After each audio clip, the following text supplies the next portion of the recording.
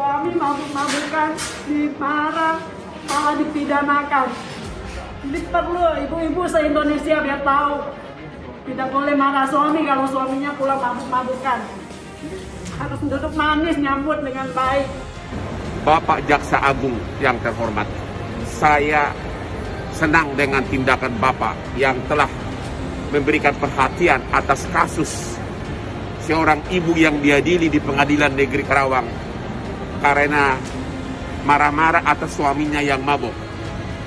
Saran saya adalah ada cara yang paling jitu agar proses peradilannya selesai dengan cepat. Mohon kepada Jaksa Agung, perintahkan kepada Jaksa Kejaksaan Karawang untuk segera cabut dakwaan dan cabut surat tuntutan. Memang tidak diatur dalam hukum acara, memang tidak diatur dalam KUHP, tapi tidak dilarang. Memang apabila surat dakwaan dan surat tuntutan sudah dibacakan, itu memang sudah menjadi kewenangan dari hakim. Tapi kalau jaksa sudah menyatakan membatalkan atau mencabut surat dakwaan, membatalkan atau mencabut surat tuntutan, hakim masa masih mau memutuskan bersalah? Itu salah satu cara untuk melindungi si ibu tersebut.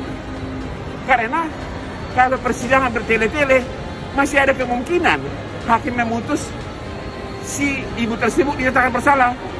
Jadi, tonjolkan keadilan di atas hukum formalitas. Hukum formalitas hukum acara menyatakan kewenangan sudah di tangan majelis. Tapi kalau jaksa sudah menyatakan saya cabut surat dakwaan, saya cabut surat tuntutan, hakim bisa apa? Jaksa Agung perintahkan Jaksa Kejaksaan Negeri Karawang cabut surat dakwaan, cabut surat tuntutan.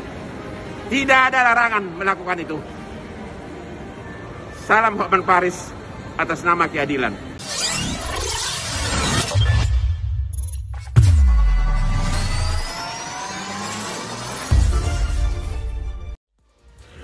Nama Valencia alias Neng Silim menjadi perbincangan setelah ia dituntut 1 tahun penjara oleh jaksa penuntut umum karena dianggap telah melakukan kekerasan dalam rumah tangga secara psikis terhadap suaminya yang kerap mabuk-mabukan.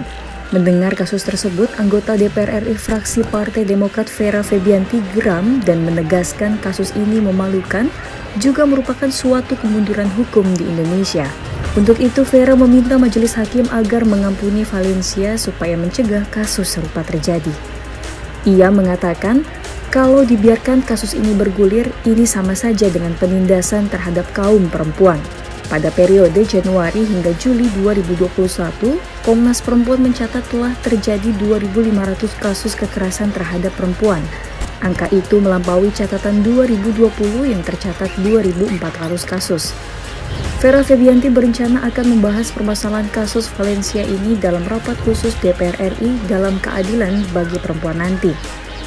Menurutnya, hal ini juga harus menjadi pertimbangan bagi penegak hukum, khususnya Kejaksaan Agung, untuk membina para jaksa agar lebih mengedepankan nilai humanis dalam memutus sebuah perkara atau menegakkan restoratif justice terhadap kasus yang menimpa kaum perempuan dan anak.